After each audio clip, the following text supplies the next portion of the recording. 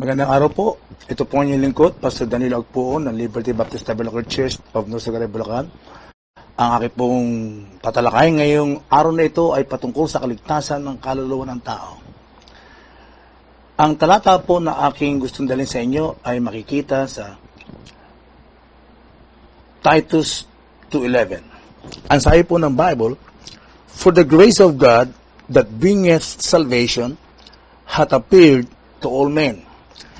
Ang biyaya ng Diyos na may dalang kaligtasan ay nagpakita sa lahat ng tao.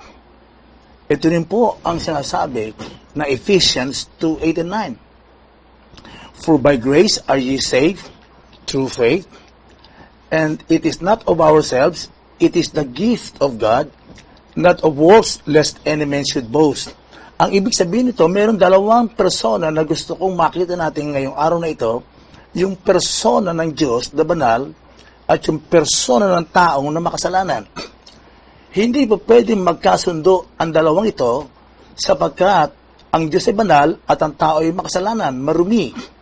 Ngunit gumawa ang Diyos ng paraan upang ang tao at ang Diyos ay magkasundo nung isugo niya ang kanyang bugtong na anak na sinabi ng John 3:16, "For God so loved the world that He gave His only begotten Son, that whosoever believeth on Him should not perish, but have everlasting life."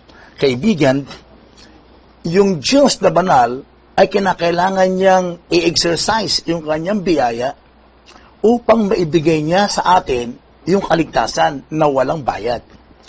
Tayo naman mga tao, pagkatapos nating marinig ang salita ng Diyos na tayo makasalanan, na tayo marumi, na tayo inibig na ng Diyos, kinakailangan nating sampalatayanan yung Diyos na nagkatawang tao sa katauhan ng Panginoong Hesus.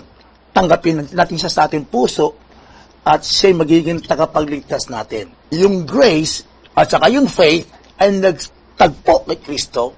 Kaya sabi ng Bible, "It is not of yourself, it is the gift of God. It is not by works, lest any man should boast." Ngayon, sa krus ng Kalbaryo ay meron 3 krus. Alam natin yung nasa gitna ay krus ni Kristo. Yung magkabilang panig ay krus ng 2 magnanakaw. Dapat sa totoo lang, yung krus ni Kristo ay krus sana ni Barabas yun eh. Pero siya ang naipako at si Barabas ay na-release. Ngayon, ang larawan ng 2 krus sa tabi, yung isa ay larawan ng makasalanang namatay sa kasalanan. Yung isa naman ay larawan ng taong namatay na pinatawad sa kanyang kasalanan, at yung nasa gitna ay namatay para sa ating mga kasalanan. Yung 2 magkabilang panig ay larawan mo at larawan ko. Yung isa ay namatay na natiling makasalanan at hindi nakatanggap ng kapatawaran. Yung isa naman sa kanan ay makasalanang humingi ng tawad at ang sabi niya, "Lord, remember me when thou comest unto thy kingdom." At ang sabi ng Panginoon, "Verily, verily, I say unto thee, today shalt thou be with me in paradise." Yun yung makasalanang katulad mo at katulad ko na nagsisi at sumampalataya sa tagapagligtas. Pwede naman siyang tumingin dun sa babae. Pwede sabihin, ando dun si Maria eh. Sabi niya, "Inang Maria, ako'y patawarin mo." Pwede naman siyang tumingala sa langit at sabihin niya, "Diyos ko, patawarin mo ako." Pero sapagkat siya naniniwala at nananampalataya na yung kasama nilang Kristo sa krus na nakabayubay ay siyang Diyos na nagkatawang tao, sabi niya, "Lord, Panginoon, alalahanin mo ko." Pero alam niyo ginawa ng Panginoon, hindi lang siya inalala. Sabi niya, "Ngayon din, kakasamahin kita sa paraiso."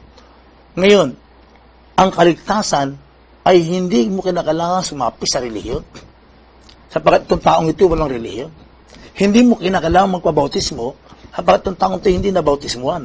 Ang kinakailangan mo lang gawin ay tanggapin mo yung tagapagligtas, manampalataya ka na siya ay namatay sa krus, Diyos na nagkatawang tao, at buksan mong puso mo at tanggapin mo siya ng buong puso bilang yung tagapagligtas. At kung magagawa mo ito, kung si Kristo na yung tagapagligtas, ikaw ay magiging kapatid ko sa pananampalataya sapagkat tinanggap mo rin si Kristo sa puso.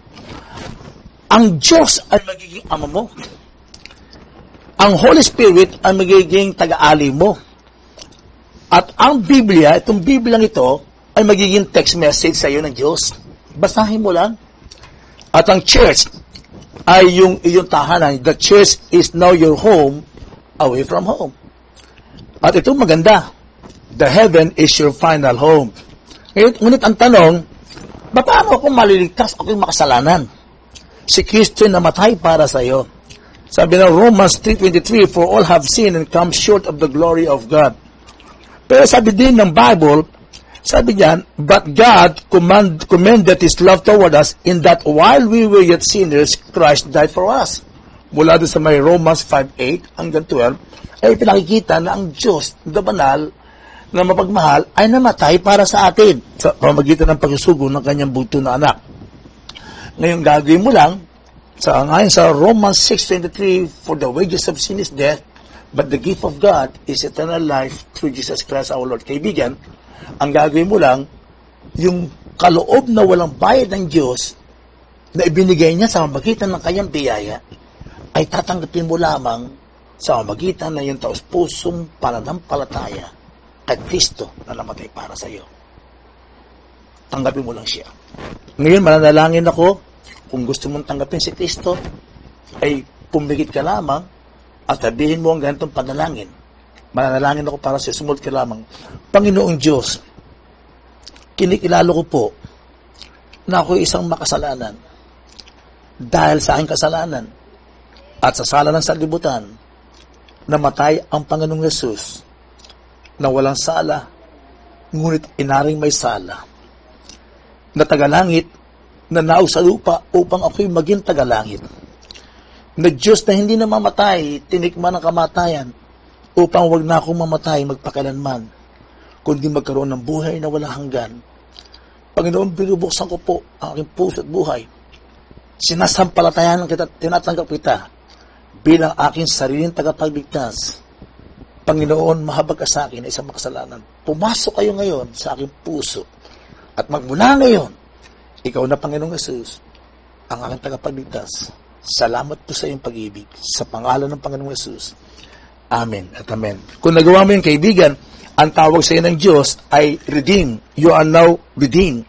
For as much as you know that you were not redeemed with corruptible things as silver and gold from your vain conversation received by tradition from your fathers, but with the precious blood of Christ as of a lamb, without blemish and without spot. 1 Peter 1:18 and 19. Ang sabi ng Bible, you are forgiven. Ang sabi ng Bible, I write unto you, little children, because your sins are forgiven you for His name's sake. 1 John 2:12. At ang sabi ng Bible pare, hindi ka lamang redeemed, hindi ka lamang forgiven, you are sanctified, pinapaging banal. By the which will we are sanctified through the offering of the body of Jesus Christ once for all. Hebrews 10:10.